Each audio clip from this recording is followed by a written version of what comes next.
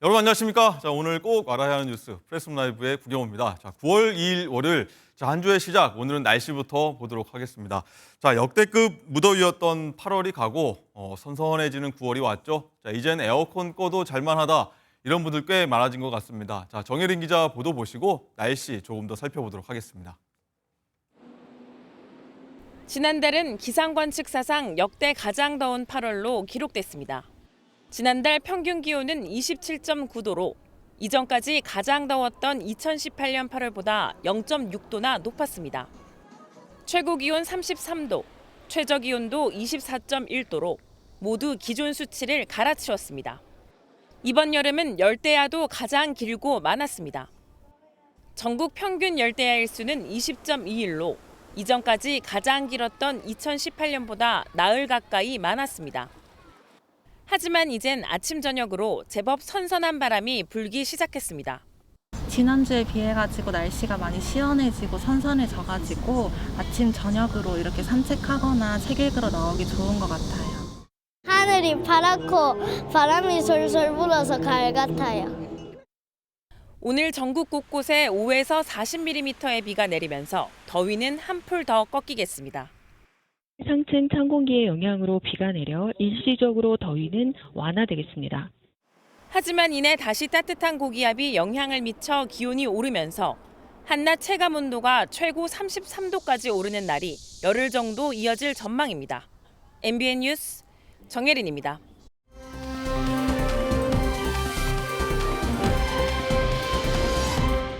네, 관련 내용 맹소영 기상 칼럼니스트와 함께하도록 하겠습니다. 안녕하십니까? 안녕하세요. 반갑습니다. 자, 오늘 보니까 이 리포트 보신 것처럼 많이 좀 선선해졌다 이런 생각도 들고 오늘 새벽 출근길에 보니까 비도 좀 오고 진짜 가을이 오는 것 같아요.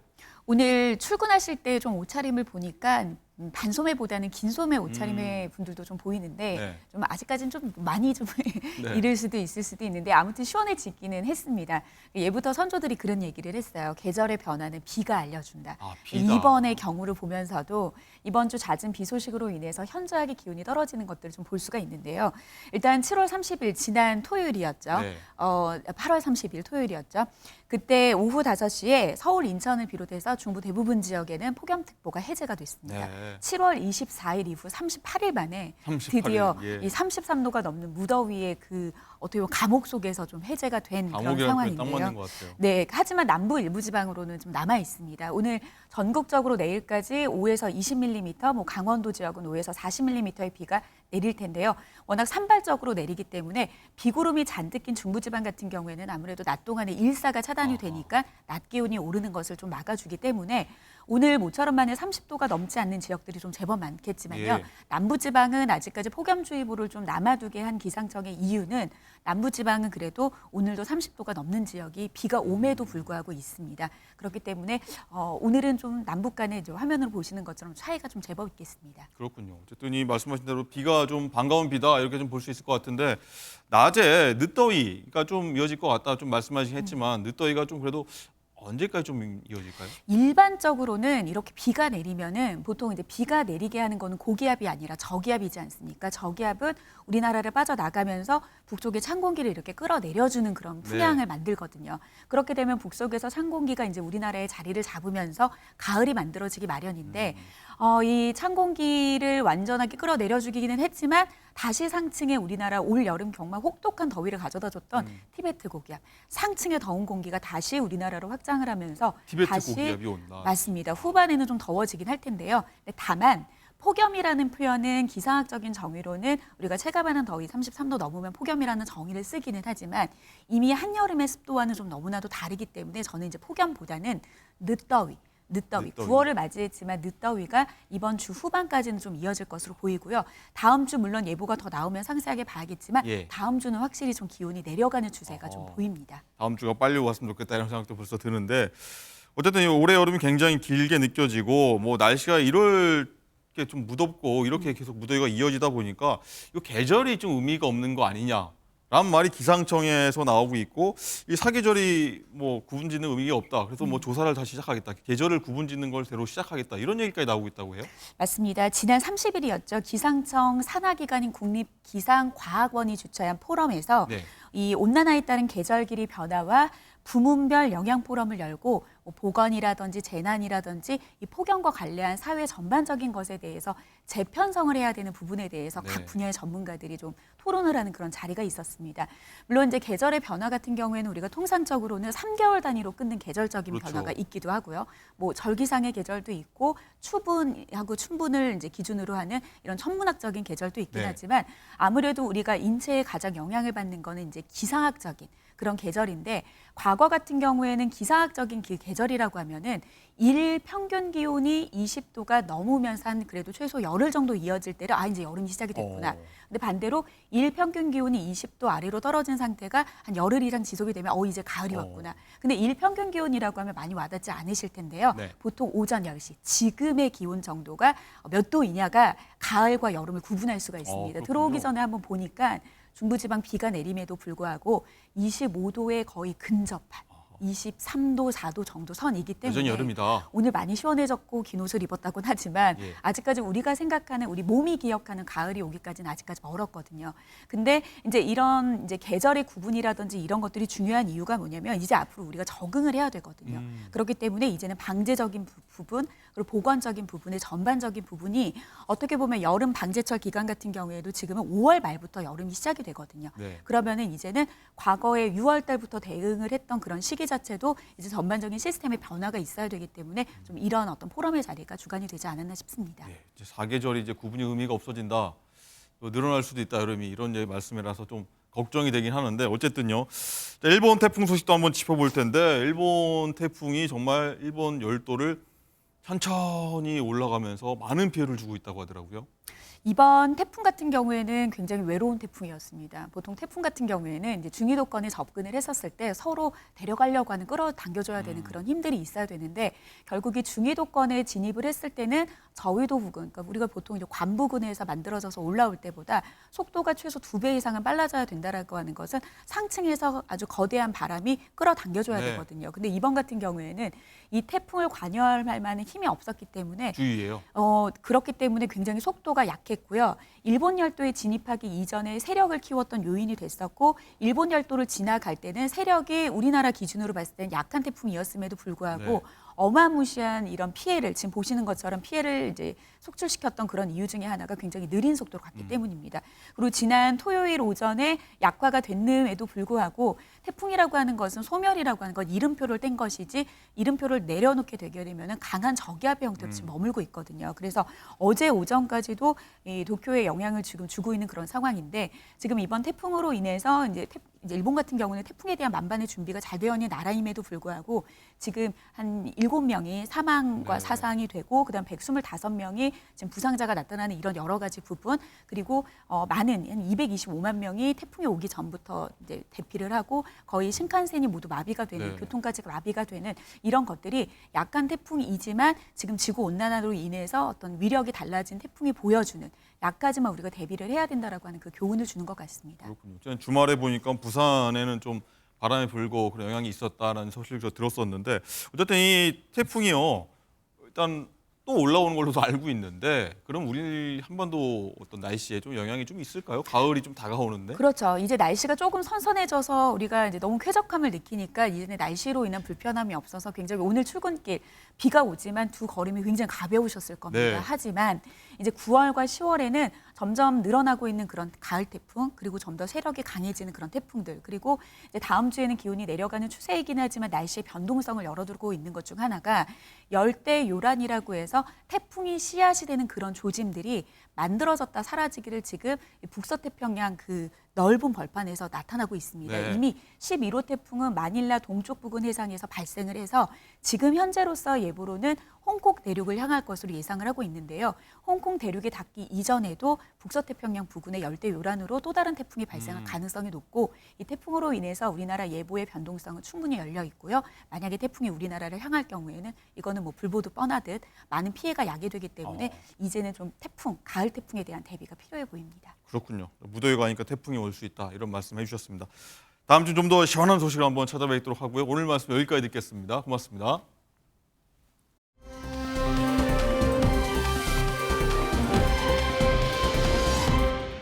네, 이번엔 화제 연애 스포츠 소식 살펴보도록 하겠습니다. 남혜연 연예 전문 기자와 함께하도록 합니다. 안녕하십니까? 네. 안녕하세요. 자, 첫 번째 소식은요. 요즘 스타들의 이제 이혼 소식 방송에서 좀 많이 들리고 있습니다. 저희가 지난주에도 한번 소개해드린 바 있는데 저희는 어제 MBN 이혼할 결심 방송에 김용만 씨가 나왔는데 네. 자 여기도 자기도 한번 이혼할 뻔한 적이 있다 이렇게 얘기를 한 게 있는데 무슨 사연인지 저희가 목소리 먼저 듣고 오도록 하겠습니다. 내가 이제 이혼하고 싶을 때가 있었나? 근데 있었더라고요. 근데 이게 집사람 몰라. 신혼여행 가서 있었어요. 우리가 이제 처음으로 결혼을 하고 신혼여행 전 제주도로 갔거든요. 영두암으로 기억해요. 야 뒤로 가 했는데 갑자기 야 그만해! 나한테 그러는 거야. 갑자기 야 100장 넘게 찍었어! 나한테 그러는 거예요. 뭐 사진 찍으러 왔냐? 이렇게 시각이 약간 틀어지니까 그때 이 사람의 화내는 모습 찐으로 그걸 처음 본 거예요. 처음 봤어요? 그때? 용두암 거기에 너무 무서워 용두암보다. 그렇게 그런 생각을 하는 그날 우리 아들이 생겼어요. 그날 생겼는지는 어떻게 하셨어요? 날짜 따져보면 말고 그냥 느낌이 안 오죠. 느낌이. 네, 김용만 씨 이혼할 뻔한 사연 들었는데 자, 남 기자님 이 네. 사진을 하도 찍어서 신혼여행 네. 가서 네. 다른 날도 아니고 신혼여행 가서 이혼할 네. 뻔했다는 거예요. 네, 충분히 이해를 합니다. 왜냐하면 김용만 씨 같은 경우에는 다들 뭐 가정이 되게 화목하고 이런 걸로도 저도 기억하고 있었는데 아마 이 프로그램에 대한 책임감 때문이 아닐까 싶은데요. 정말 추억을 더듬어 찾아낸 것 같아요. 그래서 신혼여행 갔을 때 그때 와이프가 좀 무서웠던 거죠. 생각보다. 그래서 사진을 많이 찍어서 너무 무서웠다. 그때 잠깐 이혼할 결심을 살짝 하긴 했으나 결국 그날 첫 아이가 생겼다라고 고백을 했고요. 그리고 네. 아마 이렇게 얘기할 때까지는 지금 굉장히 두 사람이 사이가 좋기 때문에 자연스럽게 얘기하지 않나 싶은데요. 사실 이 방송이 너무 화제가 돼서 네. 기사가 너무 많이 났습니다. 저는 사실 개인적으로 걱정되는 건 김용만 씨 지금 뒤늦은 이 고백이 집에서 조금 더 화를 내지 않았을까라는 좀 걱정이 좀 되는데요. 어찌됐든 이 김용만 씨의 이 에피소드가요, 좀 약간 자연스럽게 웃으면서 할 수 있는 거였고요. 그리고 지금은 잘 행복하게 살고 계시니까요. 네, 어쨌든 그날 뭐 아들이 생겼다. 네. 신혼여행 가서 아들이 생겼다. 좋은 얘기로 끝났고. 보면 스타들 요즘 이혼 위기 많이 겪었다. 이렇게 고백하는 부분들도 좀 많이 나오는 것 같아요. 네, 정말 많이 나오고 있습니다. 이 부분에 대해서 뭐 피로감을 느낀다고 하시는 분들도 있지만 사실 이게 굉장히 예능 프로그램이잖아요. 네. 조금 자연스럽게 받아들여셔도 괜찮을 것 같고요. 정대세 씨 같은 경우에는 그런 경우가 있었어요. 신혼 첫날 밤에 스킨십을 좀 거부했더니 아내가 화를 좀 냈었다. 네. 약간 그래서 좀 그런 얘기가 있었다고 일화를 얘기했었고요. 그리고 예전에 한번 그런 적 있었습니다. 노사연, 이무송 씨 부부가 이혼은 아닌데 졸혼 얘기를 한번 한 적이 있었어요. 맞아요. 이무송 씨가. 그래서 노사연 씨가 굉장히 충격을 받았었는데 그 당시 상황은 사실 제가 또 이무송 씨한테 물어봤었거든요. 이게 후회하지 않냐. 노사연 씨가 이렇게 충격을 받았는데 그랬더니 내가 정말 이혼하려고 그랬던 건 아니지 않냐. 졸혼의 개념은 사실 각자의 주거지가 조금 이렇게 따로 분리된 거였는데 그게 그거 아닌가요? 사실? 예, 좀 이해해줬으면 좋겠다. 네. 그리고 방송이지 않냐라고 우리는 굉장히 잘 살고 있다고 얘기를 했었고요. 그리고 아마 얼마 전에 다들 기억하실 거예요. 그 상간남 소송으로 강경준 그리고 장신영 부부가 있었는데 이 두 부부에 대한 우려가 사실 많았습니다. 왜냐하면 누구보다 인꼬 부부로 알려졌었기 때문인데요. 네, 장신영 씨 같은 경우가 이제 SNS를 통해서 직접 밝혔어요. 우리 부부에 대해서 걱정해 주시는 부분을 좀 겸허히 받아들이겠다. 그렇지만 나는 이 가정을 지킬 것이다 얘기해서요. 이혼의 위기가 한번 있긴 했지만 잘 극복한 사례로 알려지고 있습니다. 어쨌든 연예인 부부를 보면서 네. 이혼 위기를 좀 딛고 일어서는 그런 일반 부부들도 많았으면 좋겠다는 생각 들고요.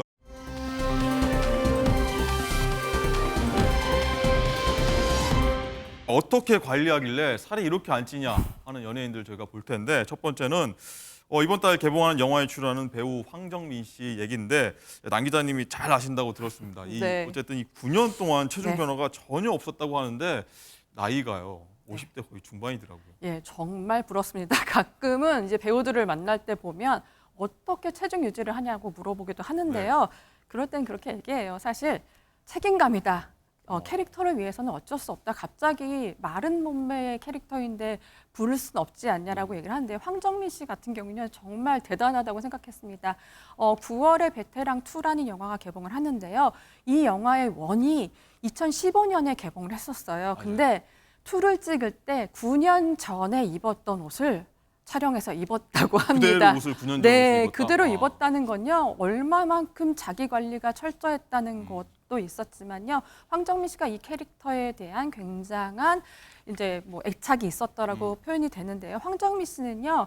사실 술도 많이 드십니다. 아, 그런가요? 술도 많이 드시는 걸로 그런데도? 유명한데, 예. 근데 평소에 운동을 좀 많이 해요. 아. 평소에 운동도 많이 하고 뭐 필라테스도 했다고 예전엔 들은 적이 있었고요. 네. 그리고 걷기도 많이 하고 골프를 굉장히 즐겨 하고요. 그리고 가끔은 너무 그 옷 태가 너무 예뻐서 제가 한번 물어본 적이 있었어요. 어떻게 이렇게 옷을 입느냐, 잘 입느냐고 예. 했더니 황정민 씨 굉장히 현명하게 대답하셨습니다. 어떤 와이프가 입혀주는 대로 입는다. 와이프가 입혀준 네. 대로 정답이네요. 네, 그렇게 얘기했는데 황정민 씨 같은 경우에는 와이프가 현재 소속사 대표예요. 아, 그런가요? 예, 그리고 황정민 씨가 그 소속사에 있는 것 같아요. 두 부부가 사실 작품에 들어갈 때도 굉장히 많이 상의를 하고 많은 관리를 하기 때문에요. 이런 결과가 나오지 않나 싶습니다. 네, 어쨌든 몸이 자기 상품이니까 네. 그냥 관리를 많이 한다 이렇게 좀 보면 되겠고요.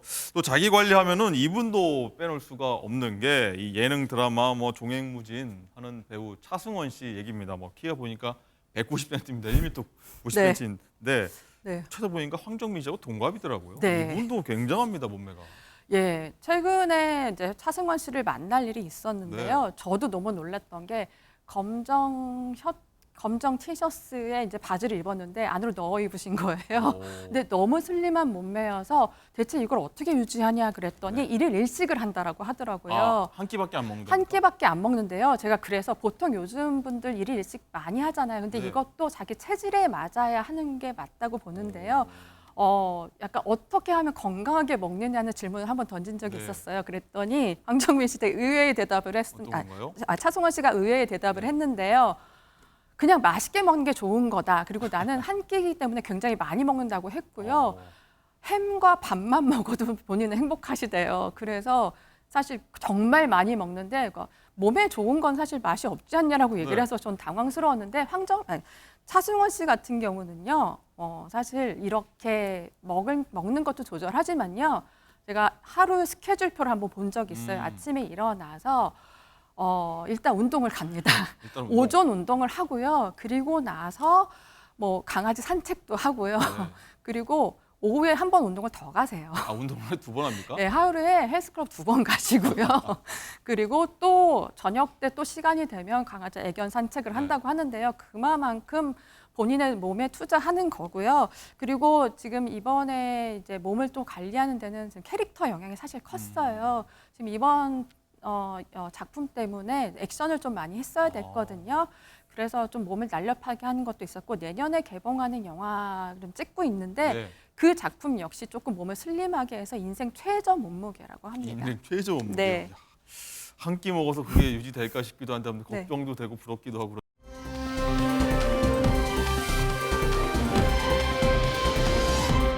올림픽 스타들 얘기 한번 해볼 텐데, 자, 테슬라 창업자 일론 머스크가 극찬해서 전 세계적으로 인기를 끌었던 사격 김혜지 선수 다들 기억할 텐데, 뭐 찍는다 했는데 결국에는 이게 명품 브랜드 화보를 찍어서 공개를 했더라고요. 네, 드디어 공개가 됐습니다. 네. 저도 이게 굉장히 궁금한 것 중에 하나였는데요.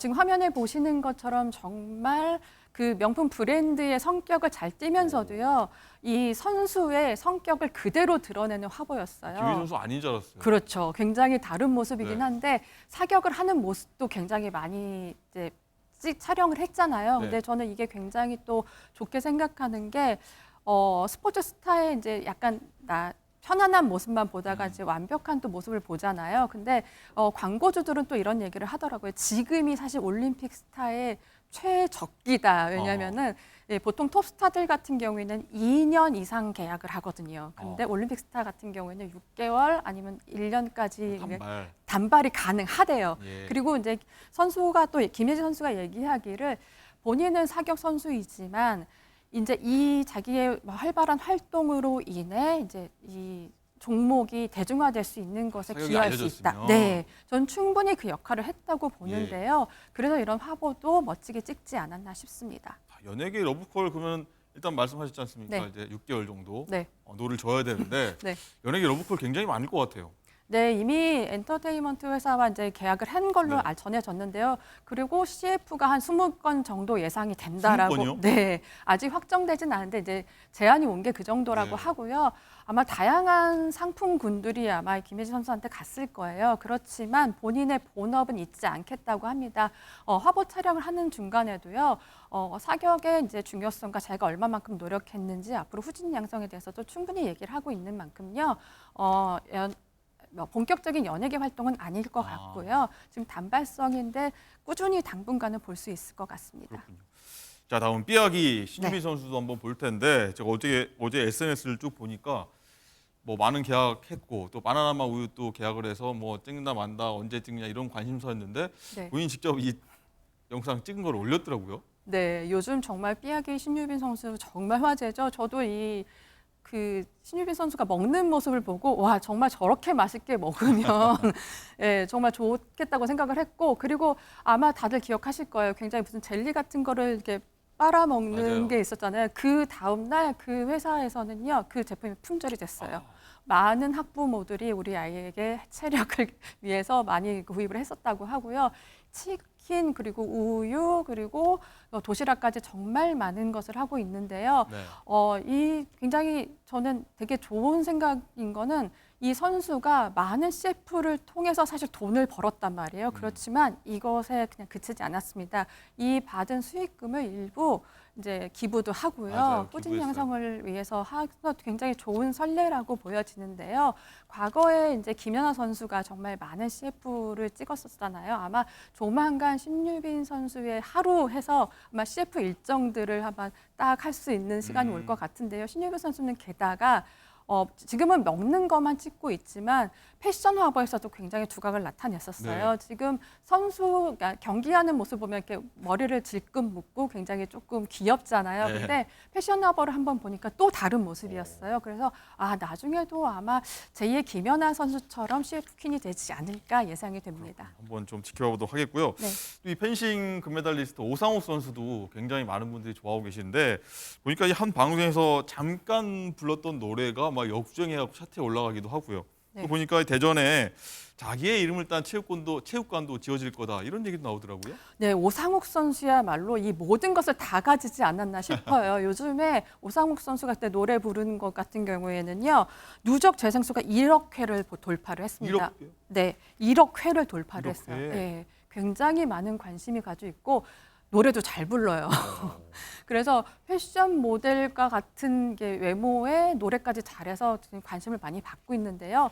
그와 동시에 본인이 얼마나 노력하고 이제 펜싱에 대한 이제 고마움이 있는지 계속 꾸준히 얘기하거든요. 네. 그래서 대전에 이제 본인의 이름을 딴 체육관이 생긴다고 이제 자랑을 했습니다. 근데 이게 굉장히 좋은 사례잖아요. 오상욱 체육관 이렇게 생긴다는 거죠. 네, 예전에 박태환 수영장처럼 맞아요. 예. 그래서 이 스포츠 스타들의 이런 대활약이 체육에 약간 대중화로 불러오기도 하지만요. 약간 연예인분들 좀 긴장하셔야 될 것 같다는 생각이 좀 들었습니다. 알겠습니다. 자, 주말 거치면서 나왔던 화제 연예 스포츠 소식 저희가 한번 들어봤고요. 오늘 말씀 여기까지 듣겠습니다. 고맙습니다. 네.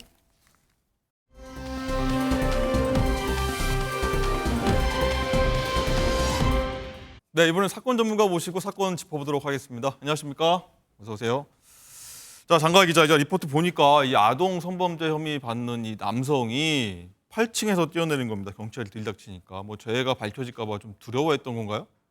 그럴 수도 있을 것 같고요. 이 남성은 이 미성년자와 성관계를 가지고 또 그 모습을 촬영하고 성착취물을 온라인에 게시하는 혐의를 받고 있는데요. 악질입니다. 네, 그렇습니다. 이 경찰을 피해서 결국 이 돌이킬 수 없는 행동을 했을 때는 자신의 혐의를 받는 이 제목들이 단순히 사회적 지탄을 받는 수준을 넘어선 거라는 점을 아마 뒤늦게 알았던 게 아닐까라는 생각이 드는데 또 일각에서는 도주하려고 했던 게 아닐까라는 얘기도 나오고 있습니다.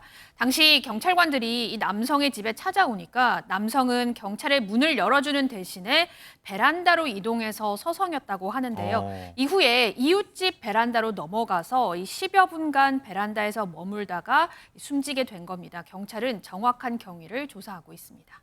옆집으로 도망가려다가 뭐 발을 헛디뎠다든가 그럴 수도 있다는 그런 얘기인 것 같고요. 자, 임주혜 변호사님, 어쨌든 이 성착취도 모자라서 신체 사진 보내지 않으면 성관계 당시 사진 유포하겠다, 뭐 이런 협박을 해갖고 실제 촬영문까지 올렸다 이런 얘기까지 들리던데, 자, 미성년자인 피해자 굉장히 두렵고 고통스러웠을 것 같아요. 그렇죠. 그 고통을 이루 다 헤아릴 수 없을 것 같습니다. 미성년자를 상대로 해서 굉장히 끔찍한 범행을 저지른 건데요. 그러니까 이 사건의 개요를 보자면은 미성년자를 대상으로 해서 성관계를 했고 이를 동영상으로 불법 촬영을 한 겁니다. 그 이후에 피해자에게 이것을 유포하겠다, SNS에 공개하겠다고 하면서 협박을 일삼았고요. 네. 그러면서 미성년자인 피해자에게 본인의 신체 사진을 보내라며 추가적인 어떤 피해를 강요하는 그런 정황이 확인이 됐습니다. 또 경찰의 조사 결과 실제로 그 영상을 SNS에 게시를 했다가 삭제한 정황도 확인을 했거든요. 이 해당 미성년자뿐만 아니라 추가 피해도 굉장히 의심이 되는 그런 상황입니다. 네, 피해자 입장에서는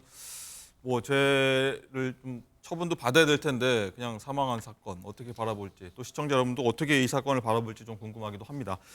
자, 다음 사건으로 넘어갈 텐데 이번 사건도 이 투신 사건입니다. 장갈 기자, 일단은 이번엔 가족끼리 흉기 난동을 벌였고 남성이 이제 부인을 찌르고 나서 투신한 거예요. 그렇습니다. 정말 이 47층에서 투신을 했는데 생각만 해도 정말 아찔합니다. 자, 지난 1일 새벽 1시 30분쯤에 부천시 한 아파트 47층에서 40대 A씨가 지상으로 추락해서 숨졌습니다. 자, 경찰이 조사를 좀 해보니까 네. A씨는 숨지기 전에 아내인 30대 여성 B씨와 말다툼을 벌이던 중 아내를 흉기로 찌르고 자신은 안방에서 창문 밖으로 뛰어내린 것으로 조사가 됐습니다. 아내는 남편이 휘두른 흉기로 인해서 목과 팔 부위가 크게 다쳤는데요. 119에 의해서 병원 중환자실로 옮겨져서 현재는 치료를 받고 있는 상황이라고 합니다. 그렇군요. 자, 임주혜 변호사님, 엄마 아빠가 다 이렇게 됐고 아이들도 이거를 집안에서 다 봤던 것 같은데 굉장히 좀 불안해할 것 같아요. 그렇죠. 이 사건 당시에 당사자 외에 어린 자녀 2명이 함께 집에 있었던 것으로 확인이 되고 있습니다. 이 어린 아이들이 얼마나 그 극심한 공포감이랄까 무력감을 느꼈을지 네. 짐작도 하기 어려운 상황인데,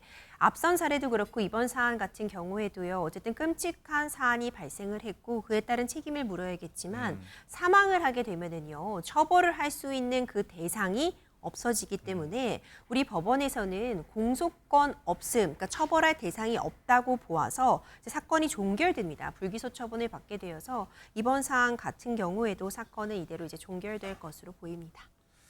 아이들은 이제 어떡합니까? 이 가정 폭력인다가 굉장한 큰 참극이 벌어져갖고 아이들 어떡합니까 앞으로?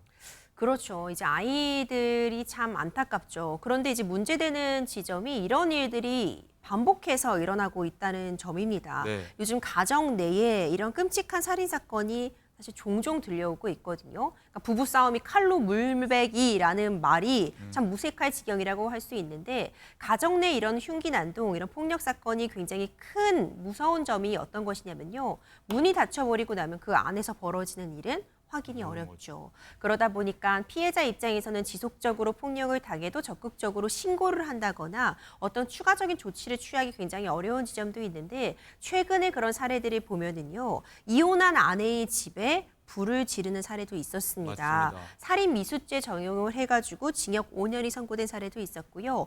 뿐만 아니라 대구에서는 아내가 아침밥을 차려주지 않는다는 이유로 80대 남성이 아내를 살해했던 사건도 얼마 전에 있었고, 그리고 최근에도 송파구에서 70대 남성이 아내를 살해한 후에 본인도 투신하는 그런 사례도 있었거든요. 가정 내 폭력이 여전히 만연하고 있는 만큼 이에 대한 좀 더 적극적인 대비책 마련도 좀 필요해 보입니다. 네, 어쨌든 가족 참변도 그렇고 아이들이 굉장히 걱정이다.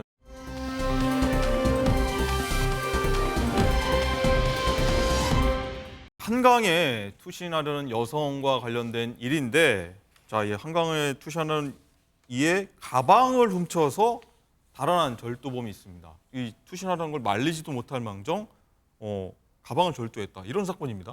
그렇죠. 이 영상 보시면서 많은 분들이 뭐 인류애가 사라졌다. 인류애가 사라졌다. 네, 이런 얘기를 하고 있어요. 사실 영상을 보면은 조금 더 충격적이라고 볼 수 있을 것 같습니다. 마포대교에서 투신을 시도하려는 사람이 있었는데 가방을 두고 간 것이죠. 근데 지금 네. 보이는 것처럼 지금 자전거를 타고 지나가던 행인이 이제 투신을 하기 위해서 정리해 두었던 가방을 가지고 달아나는 모습이 네. 그대로 포착이 된 겁니다. 황당합니다. 그렇죠. 이게 투신을 시도하는 이를 구하기 위해 마포대로로 경찰이 이제 향하고 있었는데 CCTV를 확인해 보니까 이 가방이 절도된 걸 확인할 수 있었고 이에 따라서 이 자전거를 타고 도망가고 있는 이 해당 절도범을 함께 이제 쫓아가게 됐는데 또 마포대교 인근을 지나가고 있던 이 오토바이, 이 시민이 이 범인을 검거하는 데 결정적인 역할을 시민이 해줬어요. 잡았습니까? 네, 지금 이제 경찰이 쫓아가고는 있었지만 도로가 매우 좁았고 요리조리 피해가다 보니까 바로 검거가 되지 못하고 어려움을 겪고 있었는데 이 오토바이를 타고 지나가던 이 시민이 이 상황을 보니까 지금 뭔가 문제가 있는 것 같다. 경찰이 누군가를 쫓고 있는 것 같다를 네. 인지하고 재빠르게 도와서 함께 이제 검거가 가능했는데 좀 안타깝죠. 이제 투신하려는 사람이 두고 간 가방을 이제 그냥 그대로 들고 달아난 부분 절도죄로 이제 처벌을 받을 예정입니다. 자, 장갈 기자, 이 투신하려던 여성은 어떻게 잘 구조가 된 건가요? 어떤가요? 네, 그렇습니다. 구조가 됐고요. 네. 아까 말씀하셨듯이 이 절도범이 타고 있던 게 자전거였잖아요. 그러니까 이 도로를 달리다가 경찰이 경찰차로 추격을 하니까 골목골목으로 계속 들어갔거든요. 네. 자, 잡고 좁은 틈으로 이렇게 도망을 치니까 경찰차로 추격하기엔 잡기가 힘들잖아요. 그래서 경찰도 차에서 내려서 뛰어서 이 범인을 잡으려고 했다고 합니다. 자, 바로 그때 이 말씀하셨듯이 이 오토바이 한 대가 구세주처럼 나타났는데 이 시민이 바로 배달 일을 하는 시민이었다고 합니다. 자, 상황 판단을 굉장히 기가 막히게 하셨던 그렇네요. 것 같아요.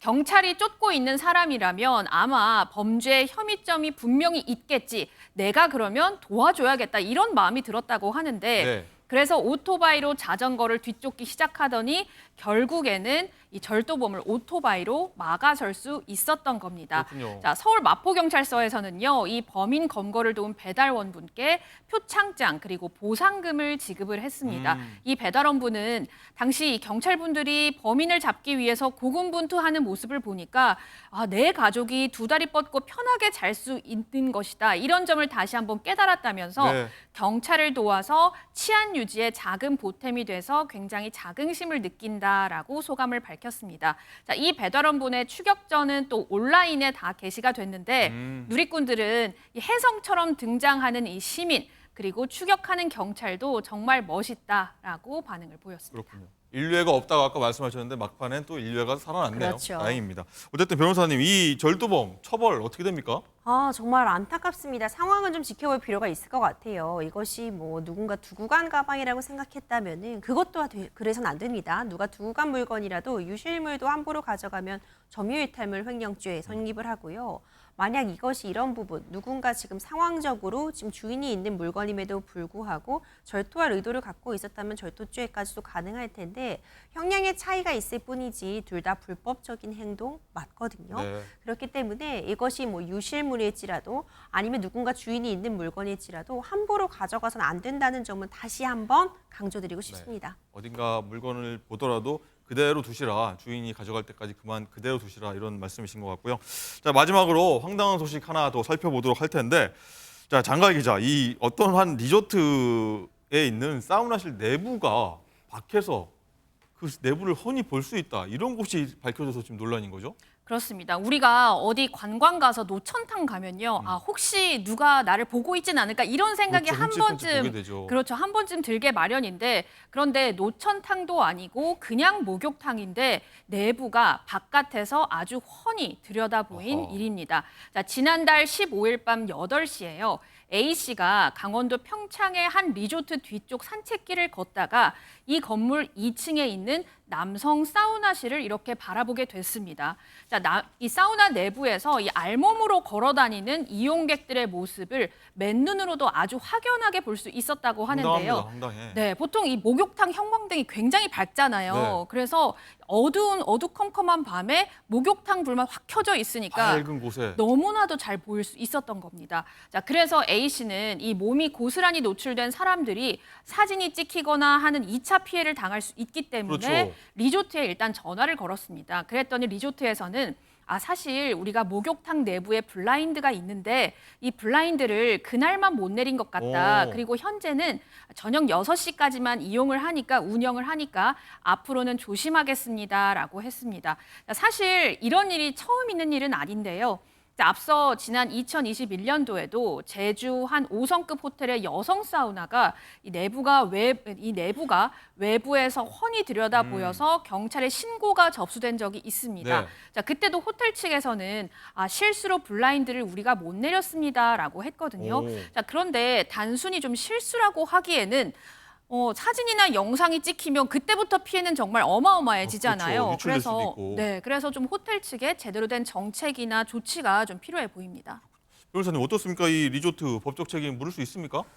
어떤 민사적인 배상 청구가 가능할 것 같습니다. 지금 블라인드를 내리지 않았다, 단순 실수다 이렇게 해명을 하고 있지만 블라인드는 어떻게 보면 최소한의 조치라고 보이고요. 일단 이 외부에서 이것이 사우나기 때문에 최소한 어떤 불투명하게 어떤 처리를 해둬야 됐을 그런 과실은 충분히 있는 것 같거든요. 그러니까 블라인드를 통해서 최대한 막는다고 해도 그렇다면 어쨌든 해당 시간에는 블라인드를 내리지 않은 과실이 있고 이렇게 알몸이 그대로 노출된 이 피해자들 입장에서는 이 사실을 인지한다면은 굉장히 충격적일 것 같아요. 경우에 따라서 이 피해자들이 이런 피해를 본 것에 대해서 민사상 배상 청구를 한다면 그 부분에 대해서는 결국 소송까지 가지 않고 어떤 합의를 이룰지라도 호텔 측에서 어떤 충분한 정도의 보상은 좀 해줘야 되지 않을까 이런 생각이 듭니다. 아니 저게 제가 찍혔다면 얼마나 아찔할까 이런 생각도 들고 재발 방지 노력해야겠습니다. 자, 사건 사고 소식 여기까지 듣겠습니다. 고맙습니다.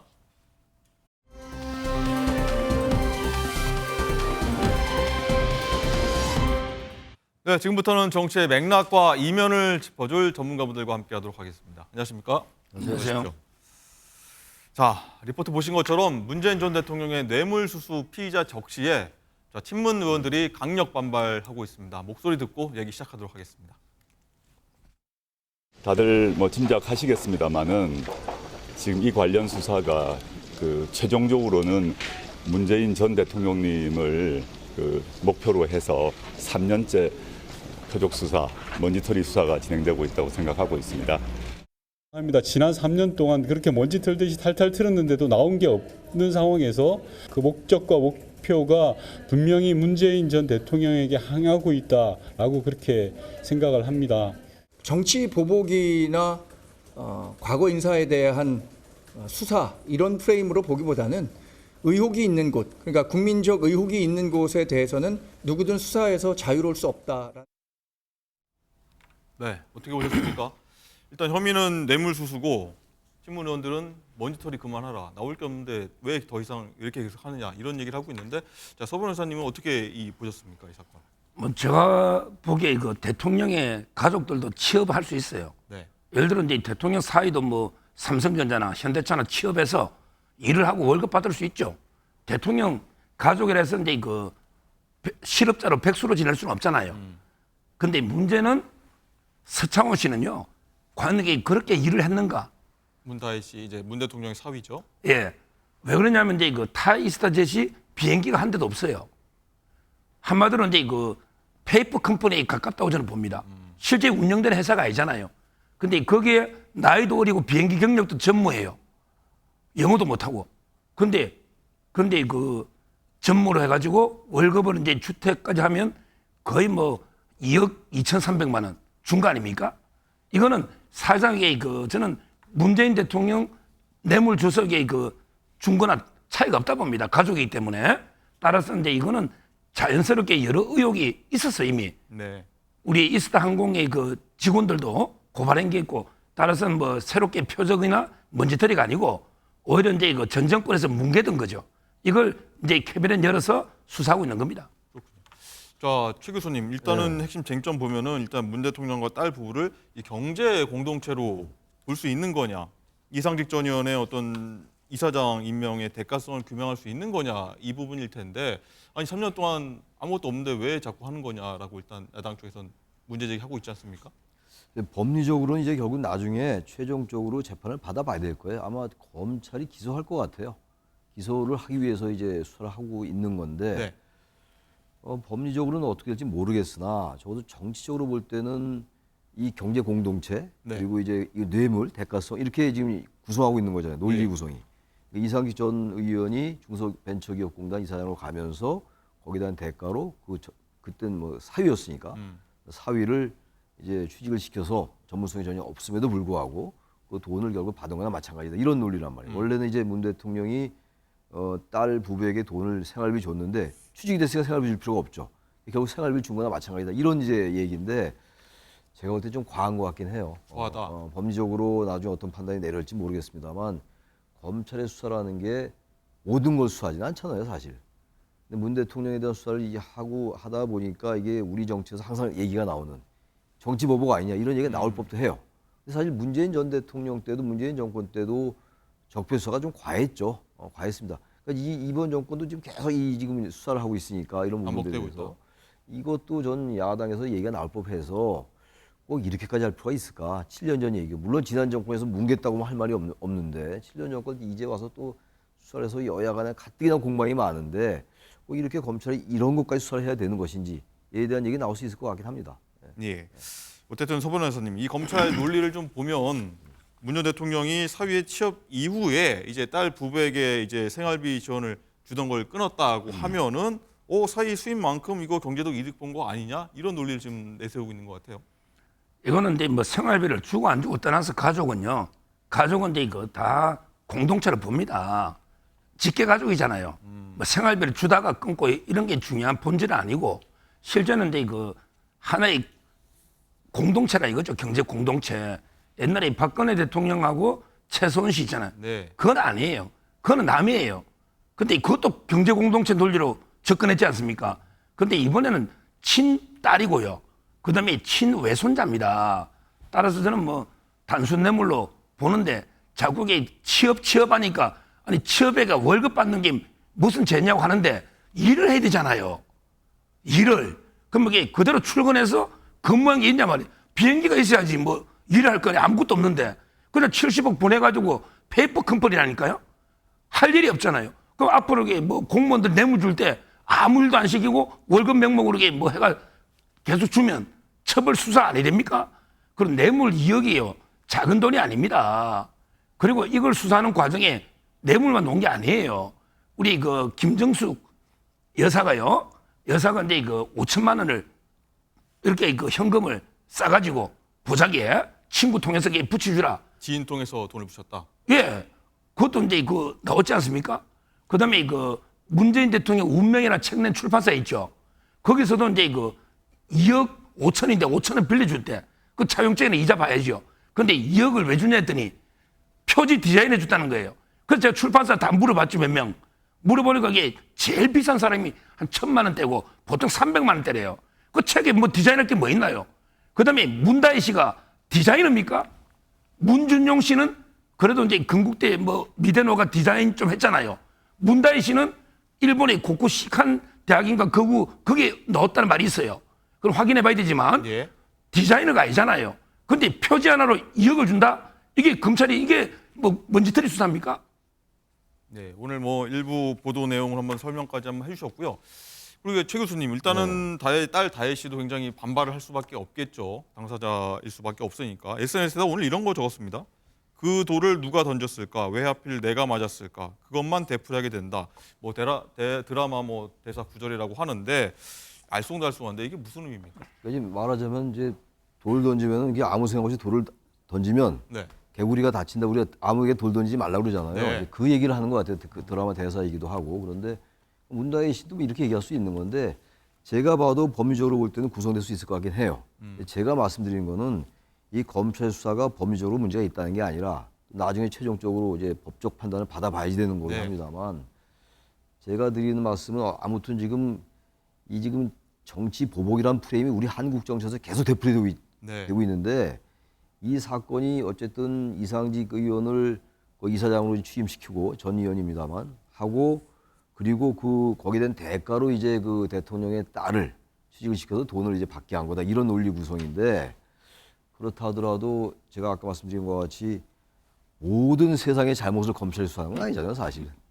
말은 맞아요.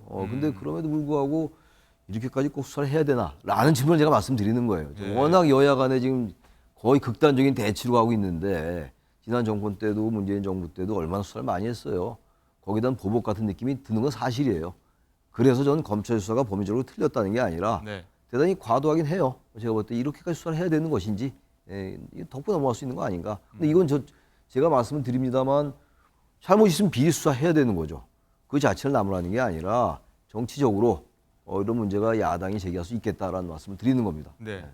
어쨌든 서 변호사님 이 역사가 좀 반복되지 않았으면 좋겠는데 문 전 대통령 소환 조사 가능성도 좀 나오는 것 같습니다. 어떻게 4년 넘게 수사했으니까 이제 소환 되리라 보시는지. 그리고 또 하나 김정수 여사는 이제 타지말 관련해서 뭐 수사가 진행되고 있어서 뭐 동시 수사되는 거 아니냐 이런 일각의 제기도 되는데 어쩌리라 보십니까?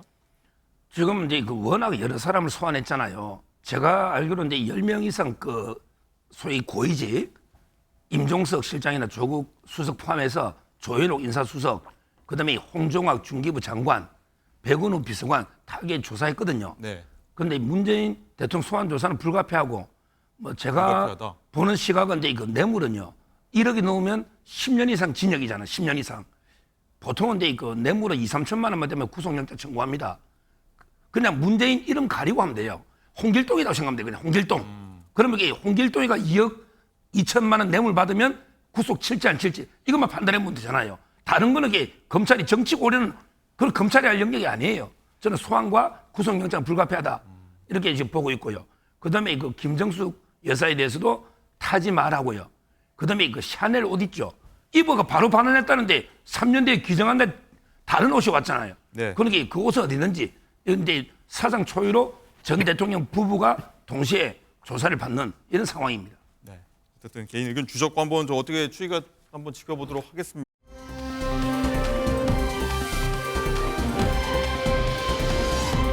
어제 한동훈 이재명 여야 대표 회담이 있었습니다. 약속보다 좀 굉장히 길었습니다. 140분간 이어졌는데 팽팽한 긴장감도 이어졌죠. 어떤 목소리 나왔는지 한번 듣고 오겠습니다. 매우 반갑습니다. 행복하셨습니다.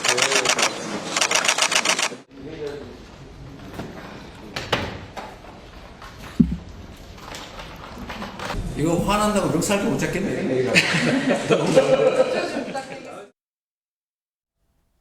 네, 보셨지만 되게 화기애애한 모습이었는데 최 교수님 어떻게 보셨습니까? 이 뭐 이재명 대표가 농담도 섞으면서 뭐 너무 멀어서 멱살도 못 잡겠다 이런 얘기 했는데 전체적인 분위기 어떻게 보셨습니까? 여야 대표회담이 11년 만에 열렸다고 그러는데 네. 우리 정치가 항상 그 여야 대치가 극심한 편인데 물론 21대 22대 국회가 최악이라고 하긴 합니다만 네.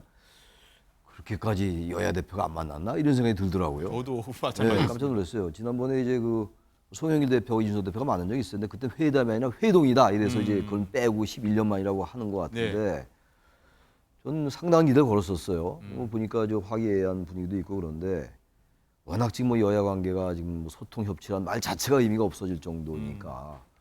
근데 거기에 비해서는 기대를 건 것에 비해서는 좀 상당히 좀 기대에 못 미쳤다는 생각을 해요. 기대에 못 미쳤다. 왜냐하면 해병대원 특검 문제도 결국 거론은 됐지만 뭐 합의까지는 아니더라도 최소한도 여야 간의 의견 접근 같은 거 네. 그것도 없었고 또 25만 원 지원금 문제가 어쨌든 여야의 쟁점이 돼 있는데 민생회복지원금이라는 거 그 부분도 그랬고 금투세 정도만 뭐 합의 가까워졌다 금투세 이런 정도만 얘기. 이제 주식시장 활성화 얘기가 나왔으니까 그거는 의미가 있었는데 의료 대란 문제도 의제 포함이 안 됐다가 그래도 공동 입장문에 나온 건 그래도 성과라면 성과입니다. 성과인데 그럼에도 불구하고 의료 대란 문제도 여야가 그래도 뭔가 완전한 대책은 아니더라도 뭔가 좀 이 의정 갈등을 푸는 단초 같은 걸 제공했어야 되는데 그것도 별로 없었던 것 같아서 일단 여야 대표가 만나는 것 자체에 의미를 부여했어야 될 것 같다. 그 이상의 기대는 별로 미치지 못했다. 저는 이렇게 생각합니다. 만남 자체가 최대 성과였다라고 그리고 하면 앞으로도 만나겠다고 네. 그러니까 그건 어쨌든 물꼬를 텄다라고 해서 긍정적으로 평가할 수 있다고 보긴 합니다. 알겠습니다. 어쨌든 이 시작은 화기애애했는데 모두 발언부터는 뭐 두 대표가 기다렸다는 듯이 사실상 거의 면전에 대고서 거의 뭐 기싸움 벌였다라고 하는 평가가 나왔는데요. 목소리 한번 듣고 오시죠.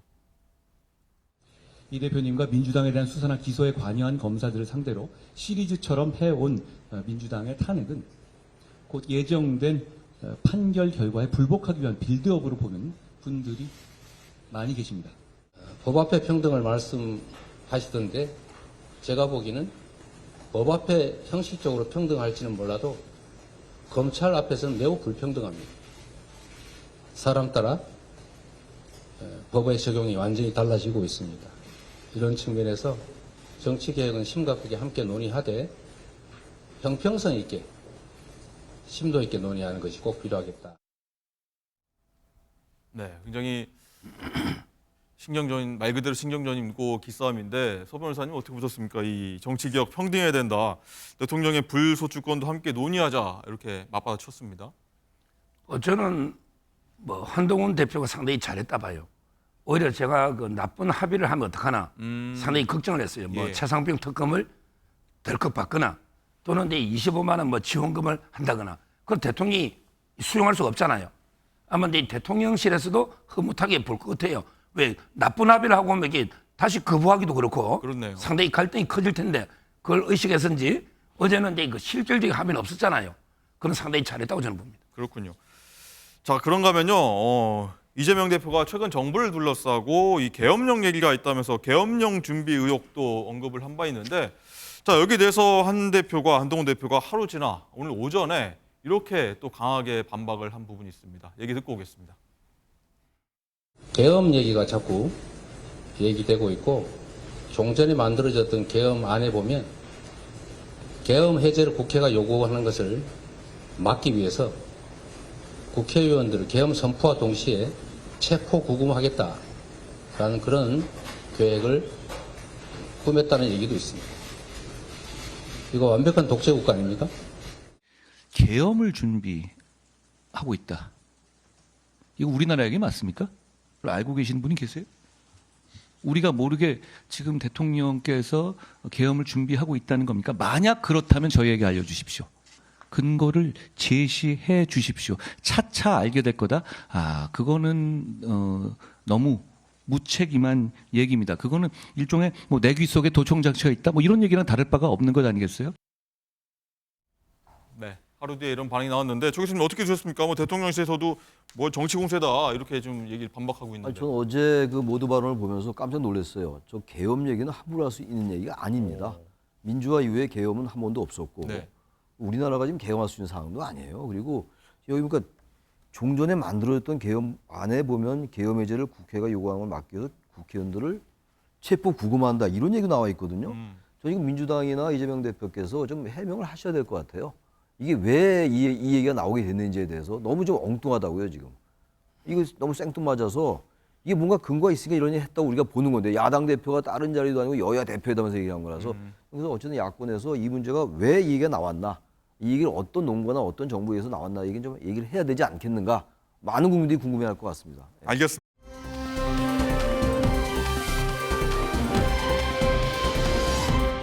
라이브 픽입니다. 안전을 위해 절대 해서는 안 될 무단횡단. 그런데 중국에서 기상천외한 방법으로 무단횡단을 하는 영상이 공개됐습니다. 중국 광둥성 광저우의 한 도로. 사람들은 아무렇지 않게 무단횡단을 하는데요. 그런데 갑자기 대형 컨테이너가 실린 화물트럭 밑에서 불쑥 유아차가 튀어나옵니다. 그러곤 허리를 굽힌 채 유아차를 밀며 남성도 모습을 드러내는데요. 유유히 도로를 걸어 나갑니다. 트럭은 잠시 신호대기로 정차 중이었고 언제 다시 달릴지 모르는 상황이었는데요.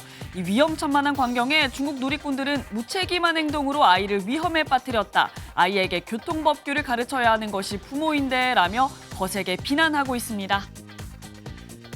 투자의 귀재 워런 버핏이 지난달 94번째 생일을 맞은 가운데 투자의 비결이 아닌 장수의 비결이 무엇인지 주목받고 있습니다. 그런데 그 비결이 다름 아닌 콜라와 사탕이라고요.